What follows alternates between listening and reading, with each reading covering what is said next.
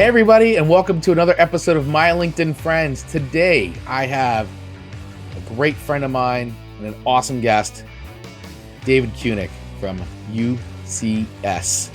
How are you, buddy? I'm doing well, Chris. Thanks for having me, man. Appreciate it. Absolutely. So, if anybody follows me on LinkedIn, I think you see a lot of back and forth David and I have all the time together. David and I have known each other for years. Great networker, friend, colleague. And he's got a wonderful business and he's helping a lot of people. And I wanted to get him on the show so we could talk about what he's doing. So what are you up to, man? What's going on with you? Things are shaking and baking, man. So the name of the company is UCS Advisors and Investor Relations, where we help your company achieve greatness. And pretty much what we do is we're a two-tier company. Tier one is we work by the hour, kind of like an accountant or a lawyer, and we help companies that are looking to raise capital. We show companies that need that additional capital to take their business to the next level. And what we do is we actually show them how to do their executive summary, their pitch deck, how to talk to investors, how to utilize their network to actually raise capital for their company. And there's a lot of ways to think outside the box. You'd be amazed how many business owners say, man, if I only had an extra like $50,000, I can do so much more for my company. So we help them out with that. And then the second thing we do is we work with a lot of investors, both domestically and internationally, and we help find them deals. We help find them different unique opportunities, especially in the private sector. What people may not realize is that we do a lot of work in the cannabis or marijuana sector, if you like to call it. And we also do a lot of work in the CBD and hemp sector, where about 65% of our business is all cannabis or hemp related. And myself, I've been in that sector for over 10 years now. That's right, over 10 years. 10 years. 10 years, over a decade in that sector. So we've definitely found a lot of cool, unique deals. We've definitely found some deals that our investors are extremely happy with. And most importantly, it's about finding that needle in the haystack, that really unique unicorn deal that let us do all the dirty work and find it for you, and then we can present it to our group of people. And I'm sure you get asked this a lot by people all the time when it comes to the cannabis and CBD industry. You know, what is it that you're seeing a lot of or the most of in that sector? Because it's a really growing industry in this country. And so what are some of the trends, or what are you really seeing out there in terms of the growth of that industry? Great question, Chris. So the first thing we're seeing is a lot of people come to us saying, hey, we have X amount of dollars. Find us a deal in the private sector. When I say the private sector, that means a non-publicly traded company. A lot of people have lost money on the publicly traded cannabis companies, and now they're saying, wait, what's out there privately? What has a better protection for our investment to make sure our investment is secured, or maybe there's some insurance on it. So we're definitely seeing a lot of people asking us for that. The second thing we're seeing is a lot of ancillary services. In cannabis and hemp, there's a lot more opportunity out there other than just buying into a dispensary or a grow facility. There's testing labs, extraction labs. There's technology plays. There's ancillary products like vaporizers, or even different hardware, which we use for the end user. So you're also seeing new medical devices developed in this industry as well, too. So you're really seeing a lot of ancillary services. It's more, as we have to call it, non-plant touching. You always don't have to just touch the plant. So those are really the biggest things we're seeing. And the third thing we're seeing is people, especially in the New York, New Jersey area, they're saying, okay, this is taking so long with cannabis and hemp to really go to the next level. Let's look at deals in other states. Let's look at deals in other areas. Let's make our money start working for us now instead of waiting another year or two. And also the cost to enter the market tends to be a lot cheaper in other states than here in New York and New Jersey. So David, you talked about other states versus the state. So what are you seeing when you're talking about the cost differences there? Well, the biggest difference is that there's only a handful of grow operations and dispensaries here in New Jersey and also New York, compared to California, Massachusetts, Colorado, even the states like Maine. So when it comes to the ancillary services, like technology plays or products that can be used in multiple states, there's still opportunities to invest and get involved in these other companies because they're going to be coming here to New Jersey eventually. The larger players in the industry are already coming here to New Jersey and to New York. So it's kind of like picture like the Walmarts, the Right. Home Depots. They're coming no matter what.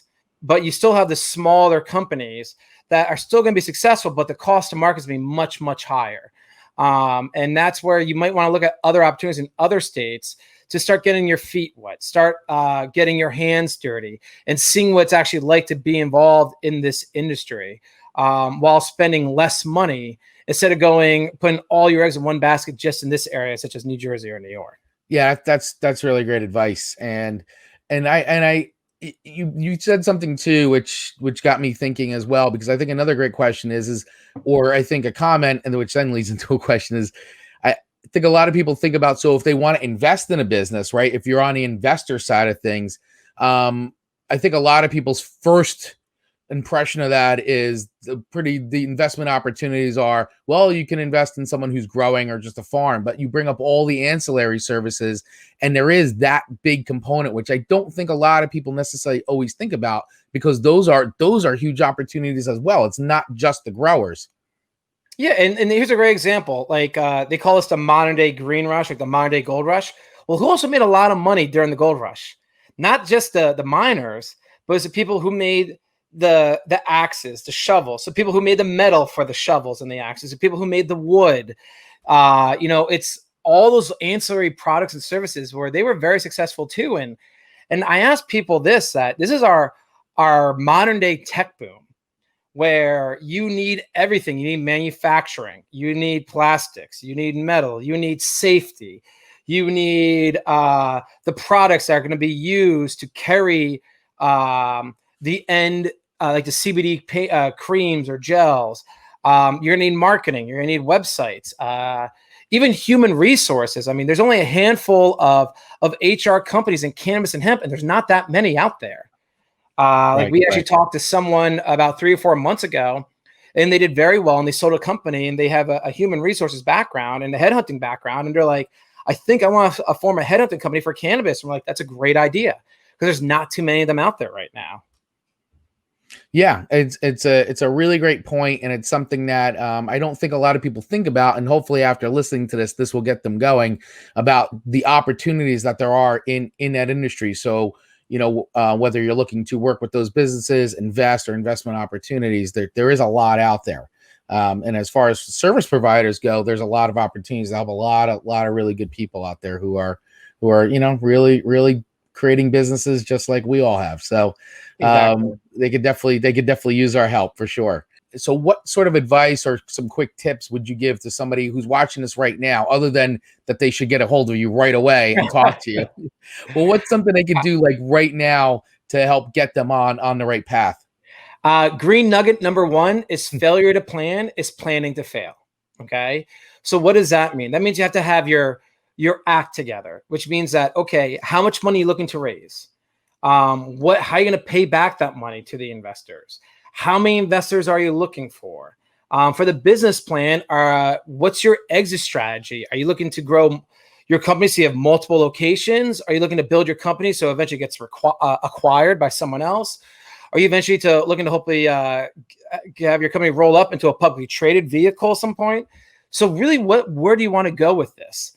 You have to have that clear path. And people say, well, no, I don't know where I want to be in 5 or 10 years. Well, how can you ask someone for money if you don't even know where you're going to be? The second thing we tell people is this, that when it comes to raising capital, it's going to cost you money. Why do we bring that up? Is that, you have to have your accountants, you have to have your lawyers, you have to have your management team in place. You need a lot of these things in place, which is going to cost you money. So make sure you have a budget already in place on what you can spend. The third thing we always tell people too is don't get frustrated. Okay. In general, you're looking at less than a 5% closure rate for investors. That's not very high. So if you talk to 100 people, technically the average is 5% of them are going to say yes to you.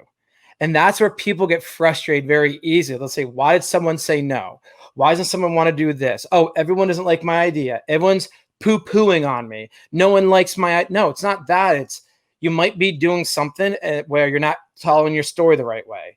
You might not be presenting your deal the right way. You actually might be, the type of money you're raising, you're asking for such a high amount that you actually maybe not even need that much. You need less, and you need to go do it in a different way as well too. So, with that being said, those are 3 quick tips we tell everyone. And the other 4th tip we tell people is this, is that do not ask your friends and family to look at your deals yet, your opportunity, until you are prepared. Your friends and family know you're good and they know your bad side. So make sure you really have everything laid out.